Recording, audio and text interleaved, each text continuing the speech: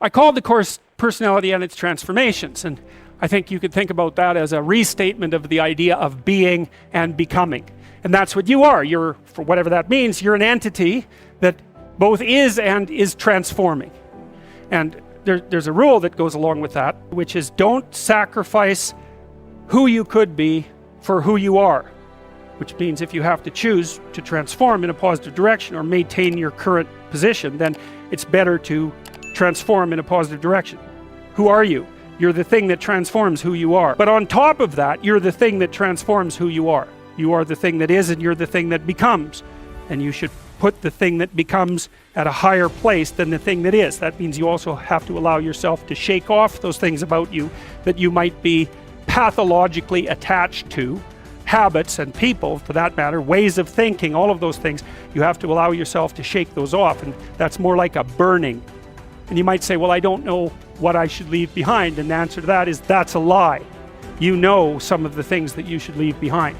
All you have to do is ask yourself. You'll come up with a list instantly of 100 stupid things that you're doing that you know you could stop doing. Some of them maybe you don't know you could stop doing. It's like, well, fine, leave those alone for now. But there's a bunch of things you perfectly know well that you could stop doing that would improve your life. Everything that makes you anxious or everything that makes you upset is the same as every other thing that's ever made you upset. All those things that have made you upset that you've never dealt with, they're all laying down there at the bottom of your nasty little soul, waiting to pop themselves up in some random utterance, right? And so then you go in there at your peril, because if you're the person who pokes around in that, then you're going to get blasted with all of that stuff. It's going to come out like almost uncontrollably. Then you can sort it out. What's behind the game you're playing? And the answer to that is all the world that you're ignoring. Always.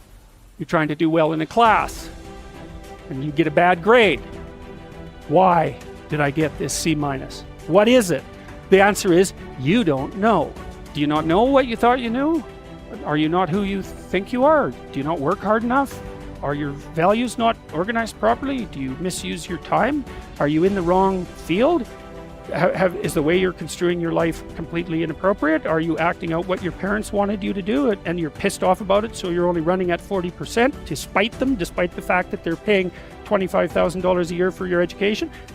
When you're in the world and something objects to you, something that matters objects to you, then in the entire unrealized world is in that thing that objects. It's all tangled up inside it. That's why it's the great dragon of chaos. It's everything that's outside of your conceptual structure. And what is that? It's everything that lurks outside of your walled city. Well, you get your C- and you don't do anything about it. Maybe you're a little bitter and more resentful, and your study habits get a little worse. So the next time you get like a D+, and then you collect a bunch of Fs, and then you stop going to school, and then you stop showering. Right? Then you end up jumping off the bridge. And so that's how the dragon eats you, when you don't pay attention to it. And so it's no bloody wonder that people avoid, you know. It's really no wonder that they avoid, because error messages contain within them the implicit world. Now the upside of that is, well, they contain within them the implicit world. And the world isn't all negative. The C- can be the best gift you ever had, and that's the gold that the dragon hoards. Right? That's exactly what that means. Every time you try to learn something, you're going to make a mistake, because what do you know? So you're going to make mistakes. And if the rule is every time you make a mistake, you're going to go jump off the bridge, then that's not a useful problem-solving strategy. And so when you make a mistake, you don't get to beat yourself to death with a club. You've got a problem. Something has objected to you. Then the question is, well, what does that mean? Well, maybe you're not looking at the world right. Maybe your goals are wrong. Maybe you're not acting properly. It's okay. So the question that arises when an obstacle emerges is, which part of this structure needs attention? And the first answer can't be all of it. Right? Because there's a piece that's broken somewhere. And then you might think, well, let's assume it's a little piece to begin with. That's the right mechanism. Watch the people around you like a hawk. Whenever they do something that you think is good, you tell them, try to do something good. And creep right back into their persona. And they'll look around, see if anyone noticed. And sometimes they'll get punished for it, and then they won't do it again, so don't do that. But then, now and then you think, hey, I saw you do this. That was actually pretty good. I know you don't want to, because You really want to dominate them, and you don't want them thriving, because then they'd be competition to you, and you wouldn't be able to go complain to your mother about what a miserable partner you have, and you know how delightful that is. So you have to forego all that pleasure if you actually helped your person develop. So you got to get over all that. It's really annoying. It's dangerous because they might outshine you. Well, good. Then you have someone to compare yourself to. That'd be a good deal. It's really rough with kids, you know, because parents will stop their children from succeeding beyond them. They get jealous, and then they'll put them down, and then they have kids that do not like them, and they'll pay for it. If you aren't suffering from self-imposed misery, and you're only suffering from inescapable misery, maybe you could handle that, and you know, you could survive, you could bear it, and even maybe without becoming irredeemably corrupt. So the goal would be, well, yeah, life is a rat's nest of miseries, and maybe it has no ultimate meaning. We could say that if we're feeling particularly pessimistic, but it still leaves one question open, which is, if you didn't do everything you could to make it worse, how good could you make it be? And the least answer is, well, it could be tragedy, but maybe not hell. That's the most pessimistic proper statement. The worst case outcome in the worst of all possible worlds is that your life could be tragic but not hell. You're at your mother's deathbed, and all you and all your idiot siblings are arguing. Well, that's the difference between tragedy and hell. You walk away from a situation like that sick of yourself and sick of everything else too. And you know, it's often the case that tragic circumstances bring out the dragons, because the stress is high, and all those things that people haven't dealt with, they don't have the energy to repress, and all the bitterness comes pouring forward. If you were all gathered around the bed of someone close who was dying, could you manage it? And if the answer is no, it's like, well, put your life together, because it's going to happen, and you should be the person who's there that can do it, and do it properly. And then maybe you'd find that it isn't the sort of thing that will undermine your faith in life itself. You don't want to be the thing that clings so desperately to the raft that you can't let go when someone comes to rescue you, right? You don't want to be that.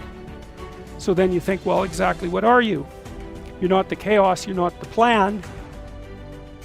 Maybe you're the thing that confronts the obstacle. And then when you know even further that the obstacle is not only an obstacle but opportunity itself, are you so sure that this is a problem? Is that the only way that you can look at it? Or is it an opportunity?